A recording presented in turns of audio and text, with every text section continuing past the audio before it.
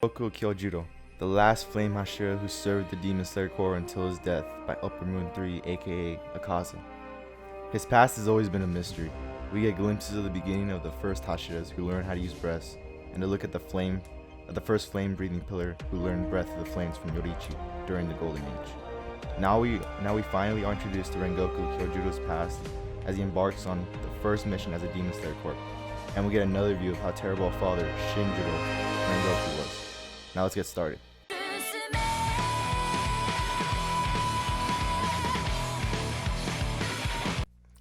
Hey, what's up, guys? This is it's a special edition of the podcast in a way.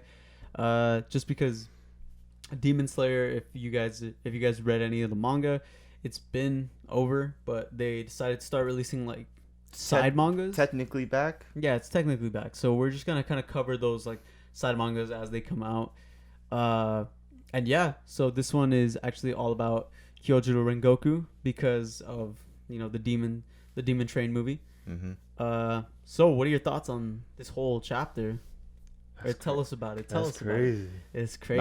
No, he's actually illegal. not here. That word's illegal here now. Yeah, he's not here. He'll be on the other on the regular podcast. Yeah. But honestly, it's really sad, and it explains a lot to how he, not his personality, but why he's so loud of a person. Yeah. We'll talk about that later, but why he's so loud and how he began to like get recognition for like just being a good swordsman, being a good like member of the Demon Slayers. And we see that this is his first mission, by the way. This is his first mission as a Demon Slayer, and he's already like you've seen like what he's able to do. Like he already mastered all the forms of Breath of Flames, and he's pretty good, and he's pretty smart too. That's how he ends up becoming Hashira.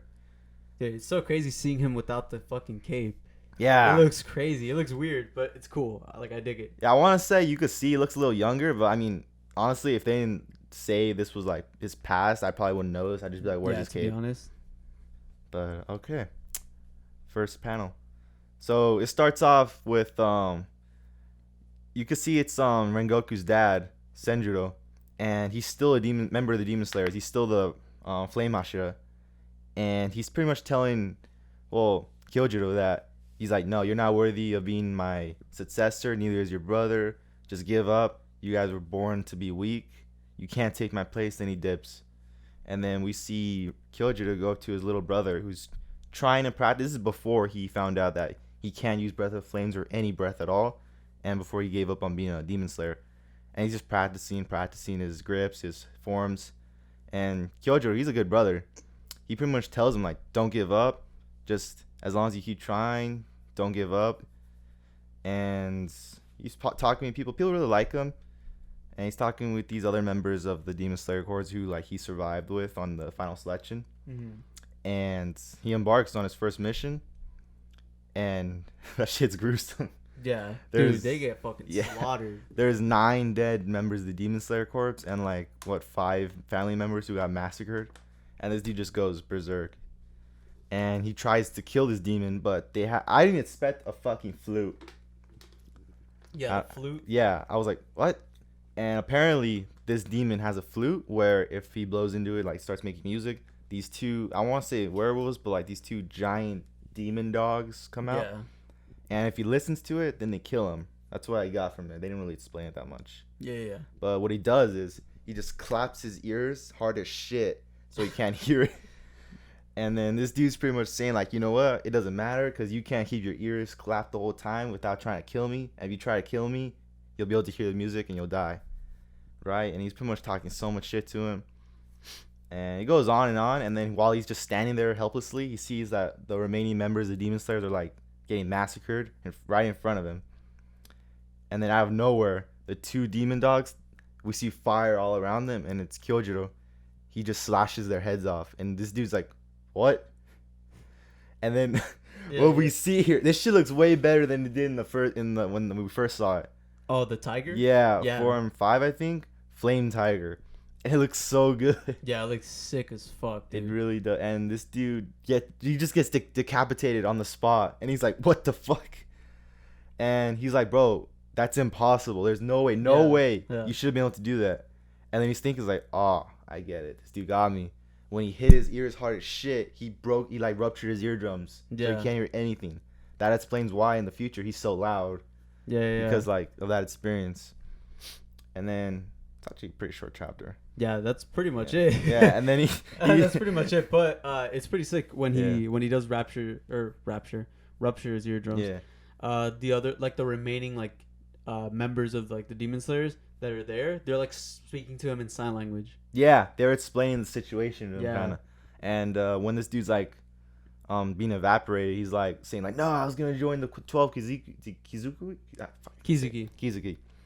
But a lot of them said like Muzan told a lot of them that just so they could do what he wants, really. Yeah. And he gets praise from the people he saved, and they tell him, I vow to someday become admiral like you, and he just has the softest smile, and then it ends. Yeah, he's a cutie. Dude, honestly, Rengoku, ever since they first introduced him, just his design and everything, I love his him. style of like the breaths and stuff, Yeah, he like instantly became like like a fan favorite. yeah, he became like one of my favorite Hashiras. Yeah. It's just a shame that you don't really get to see him Yeah, a lot, which is why I really like this, because Yeah. you know, I want to see that. I want to see more background for Yeah. for Rengoku, for Sanemi, Mm-hmm. Giyu, not really. I mean, yeah, Shinobu. Like, Yeah, sure. that's about Well, it. we Yeah. kind of get hers and Tsunemi's like how like the traumatic experience, but Yeah. we never got shit from Rengoku. Yeah. And Gyu, we get like they tell us what happened to him, but they never show it. Yeah. But I hope they show when he becomes a Hashira and the discussion between him and his dad. Yeah. Because like in the show, he's the flame Hashira, Yeah. like well in the anime right now. Well, not for long. Hey, shut up. Well, fuck. If you're here, you're here for spoilers. Yeah. If you're here, you've probably already read this shit. But I want to see that interaction between them and the dialogue that takes place where he's like, okay, you killed the. Well, I don't know if it's an upper moon. I'm pretty sure it's a lower moon. Yeah. Because none of the upper moons like are killed in like 100 years. Oh yeah. So it had to be a lower moon. But I want to see that conversation between them where he like kind of takes praise in him, but knowing him, his father, he like wouldn't give him that much. Yeah. Because even during his death, he was like, fucking idiot. Dude, I told him he was going to get killed. Yeah. But yeah, I'd like to see that. Yeah, like especially with Rengoku, because when he fights Akaza, he like literally almost wins. Yeah. He was about to win. And he was not. This is what I think happened with the whole storytelling. Yeah. Because I picked up on this with so you remember during Final Selection in the anime, it shows when Tanjiro enters, all the dudes, they have like scars on their faces, heads, Yeah. and that's when the scar was different, right? Yeah. So I feel like the writer, she was like going along with it, because eventually like after that she changes the mark and then no one else has it. Yeah. So that was, she probably just put that on people just to like have like scars. Yeah. And then she turned Tanjiro's into like an actual mark that was like with meaning and shit. Yeah. Yeah. and then took it away from everyone else. And then I want to say that she added this to the Hashiras later on during the final arc, Yeah. where people have different marks signifying their breath. So that's why I don't think Rengoku was marked when he fought Akaza, because dude, Rengoku, his ancestor was marked, and his whole family's been like purebloods of like flame breathing monsters. Yeah, pretty much. And there's no way that like he could not have been marked. But I'm guessing the only reason he wasn't was because like she just didn't think of it yet. Yeah. You know, To be honest. like she was still going with it. To be honest, I feel like if she would have thought about it, he wouldn't have lost. Yeah, like. But also, it all goes back to Tanjiro being there, because I know, because he has to like save Tanjiro Yeah. from Akaza, and Tanjiro's kind of annoying because he's like, oh no, like he has that typical like main character. Oh, I gotta help. Yeah, he's like, I have to help. Like this dude's way above me, but somehow I can make a difference. If I just start screaming, I'll get a power of. Yeah, to be honest, and that does kind of work in most series and stuff, but not here. If they do it right, yeah. Yeah, but I mean, like it works in terms of like usually when they do it, they do end up saving that person, or they do end up winning, but not here. Yeah. Like here, it totally backfired. He got in Rengoku's way, Yeah. you know. But I really would have liked to see Rengoku a lot more in the series. Yeah. In general, it's cool that they kind of bring him back for moments in the final arc. When it comes to like when he's fighting Akaza, like and when he flashbacks? fights Muzan. Okay. Like when he's like getting turned into a demon and his hand comes out and pushes him back Yeah. into like humanity. Yeah. That shit was hard. But yeah, other than that, I'd really love to see way more of Rengoku and like other pillars, just because it was so like they're just so sick. Yeah. And they have all this immense power, especially Rengoku. Rengoku Mhm. was like, what, like the second strongest one or the third strongest? Because I know it's Guillaume, and then I don't know if it's Sanemi or Rengoku next. I know between quickest, it's Tsunemi and Gyu between them. So Yeah. they're definitely the quickest. But in terms of like raw power, I want to say Rengoku's top 3, Yeah. definitely. But Yeah. and he wasn't even marked, and he Yeah. still almost beat Akaza on his own. Yeah, dude, and And fucking while protecting and fucking Gyu got marked, and so did Tanjiro. Tanjiro. Well, yeah. While they were fighting, Yeah. while they were both fighting Akaza together, and they barely They managed to barely win. won. So And- like that kind of goes to show you how fucking strong he was, man. Yeah. Because at this point, Tanjiro's like the strongest he gets until he fights Muzan. He starts Yeah. using the Breath of the Breath Sun. of the Sun, and Gyu's like the strongest he's ever been. Yeah. You know, so it's just like if them two like at their strongest, Mhm.